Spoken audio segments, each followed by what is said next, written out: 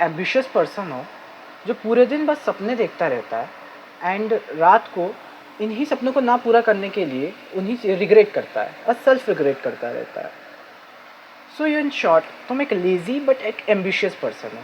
But अगर मैं तुम्हें मेरी बात बताऊं तो तुम एक लेज़ी पर्सन नहीं हो, क्योंकि मैं और या हो तुम, मैं या तुम, हम लेज़ी नहीं है, हम बस अपने कंफर्ट प्लेस में रुके हुए हैं। हम उस कंफर्ट प्लेस से निकलना नहीं चाहते। अभी कंफर्ट प्लेस क्या है? ये वही टाइम है जहाँ पे तुम सबसे ज़्यादा सेफ और सबसे ज़्यादा कंफर्टली फील करते हो। यानी वो टाइम जब तुम्हें कोई काम नहीं होता, बस अपने फ़ोन में रील्स देख रहे हो या एनीथिंग यू कैन डू, बस कोई हार्ड वर्क नहीं करना चाहते हो, बस तुम उस ड्रीम्स को देखना चाहते हो एंड दैट्स इट। बट इसका ये मतलब नहीं है कि तुम इस कंफर्ट प्लेस से निकल नहीं सकते। इसके बहुत सारे सोल्यूशंस मिल जाएंगे तुम्हें, और उन्हीं में कुछ सोल्यूशंस मेरे पास है जो मैं तुम्हें बता सकता हूँ।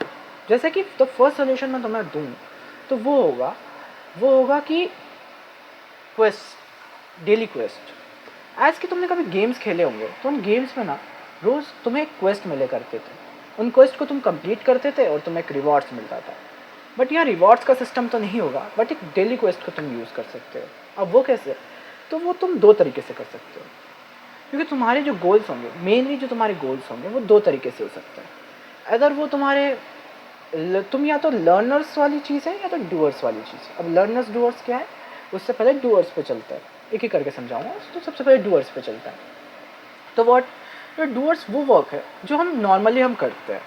नॉर्मल वर्क जब समथिंग लाइक कि तुम पूरे दिन में तुम्हें जैसे जस्ट लाइक कि तुम्हें स्टडी करनी है। अब तुम स्टडी कर रहे हो तो डूअर्स में डेली क्वेस्ट की तरह क्या होता है कि तुम जब स्टडी करते हो तुम्हें कोई प्लान नहीं होता, तुम सिर्फ कहते हो 2 घंटा पढ़ूंगा 3 घंटा, तो तुम नहीं पढ़ पाते हो। बिकॉज तुम अपने कंफर्ट प्लेस से वैसे ही निकलना नहीं चाहोगे, और तुम्हें एक लंबा टाइम दे दे कि एक काम पे करना, तो शायद से तुम नहीं करोगे। एंड वही यहाँ पे दिक्कत होती है कि गोल्स को तुम जब बहुत बड़े कर देते हो तो तुम उस चीज़ को नहीं करते।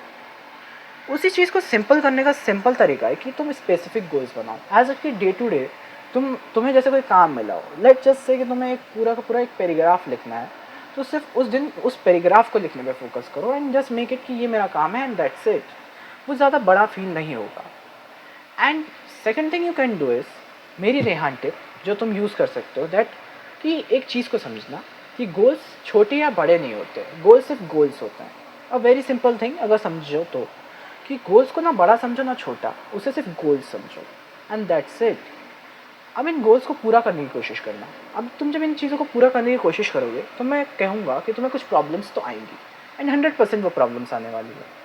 इतनी आसानी से काम नहीं होता ना। तो अब ये जो प्रॉब्लम्स है, अब इस पर बैठे मत रहना या छोड़ मत देना इन चीज़ों से। उस समय तुम्हें बस एक चीज़ करनी है, और वो होगा उसका सोल्यूशन निकालना। और सोल्यूशन कैसे निकलेगा? वो होगा वाई से। वाई, WHY वाला वाई। और वाई से कैसे निकलेगा? प्रॉब्लम समझो कि प्रॉब्लम्स क्या है। तुमने अगर अपने काम को पूरा करने के लिए क्या प्रॉब्लम्स अराइज हुई जिससे तुमने वो काम नहीं किया? बहुत सारी हो सकती हैं, बट जो भी है वो लिखना और पता करना। एंड जब तुम्हें वो पता हो तो उसका सोल्यूशन निकालने की कोशिश करना। एंड द बेस्ट थिंग तुम यहाँ पे क्या कर सकते हो कि ये जो सोल्यूशंस हैं ये परमानेंट वाले होने चाहिए। टेम्प्रेरी या शॉर्टकट लेने की बिल्कुल कोशिश मत करना। वो तुम्हारे प्रॉब्लम्स को और डिफ़िकल्ट, या एट सर्टेन पॉइंट के बाद तुम उस चीज़ को छोड़ दोगे। बिकॉज टेम्प्रेरी सोल्यूशंस इतने ज़्यादा काम नहीं करते, बट परमानेंट सोल्यूशंस निकालने की कोशिश करना। अगर ना निकले तो तब चलाना टेम्प्रेरी से, बट परमानेंट निकालने की कोशिश करते रहना तो सोल्यूशन को निकालने का। एंड वो एक अब तुम्हें लग रहा है ये तुमने अभी जो किया कि तुम काम कर रहे हो, तुम्हें प्रॉब्लम अराइज हो रही है और तुम उससे सोल्यूशन निकाल रहे हो, इससे पता तुम क्या क्रिएट कर रहे हो? तुम कर रहे हो एक सिस्टम क्रिएट। अब ये सिस्टम क्या है? ये तुम्हारा सिस्टम है। तुम इस सिस्टम में काम करते हो, यानी गोल्स, इसे तुम क्वेस्ट कहते हो। इस क्वेस्ट को तुम करते हो, तुम इस करने में तुम्हें जो प्रॉब्लम्स होती है तुम उसका वाई खोजते हो, और उस वाई से तुम एक सोल्यूशन निकालते हो। And that's very simple. Quest किया, प्रॉब्लम निकाला, वाई निकाला और solution, and that's very simple. और इस सिस्टम से तुम अपने डे टू डे लाइफ को थोड़ा ईजी कर लेते हो। बिकॉज इससे तुम्हारे लाइफ में तुम जो लेजीपन, तुम्हारे कंफर्ट प्लेस से तुम अलग हो जाते हो, एंड थोड़ा सा you can do it. And the second person, the learners. अब ये लर्नर्स कौन होते हैं? लर्नर्स वो होते हैं जो कुछ सीखते हैं, सीखना चाहते हैं। मीन्स कोई भी चीज़ जो तुम सीखना चाहते हो एज अ लर्निंग पर्सन, जैसे just say you are a video editor जो वीडियो एडिटिंग सीखना चाहता है, तो तुम भी ये चीज़ कर सकते हो, but in a different type. कि तुम जो ये डेली क्वेस्ट कर रहे हो, उन डेली क्वेस्ट को तुम्हें एक डिफरेंट तरीके से करना है। लेट जस्ट से कि तुम वीडियो एडिटिंग के किसी एक टॉपिक को कर रहे हो, जैसे तुम कटिंग सीख रहे हो, मीन्स क्लिप्स कट करना, एंड जो वो क्लिप्स कट करने की तुम कोशिश कर रहे हो वो पहले दिन किया, दूसरे दिन तुम वो चीज़ नहीं करते हो, दूसरे दिन तुम करते हो वो ट्रांजिशंस। And Y?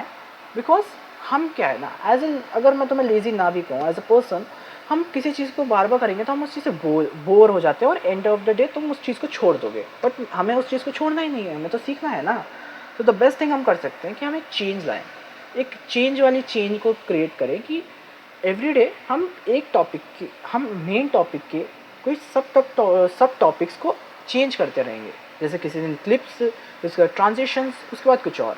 बट एक चीज़ का ध्यान रखना और एक टिप भी याद रखना, दैट कि जब तुम कोई टॉपिक कर रहे हो तो उससे रिलेटेड ही टॉपिक को तुम दूसरे दिन ट्राई करना, जिससे तुम्हारी प्रैक्टिस और तुम्हारी मेहनत वैसे वेस्ट नहीं जाएगी और तुम्हारे माथे से ऊपर से भी कुछ नहीं जाएगा। And that's will help you to learn anything.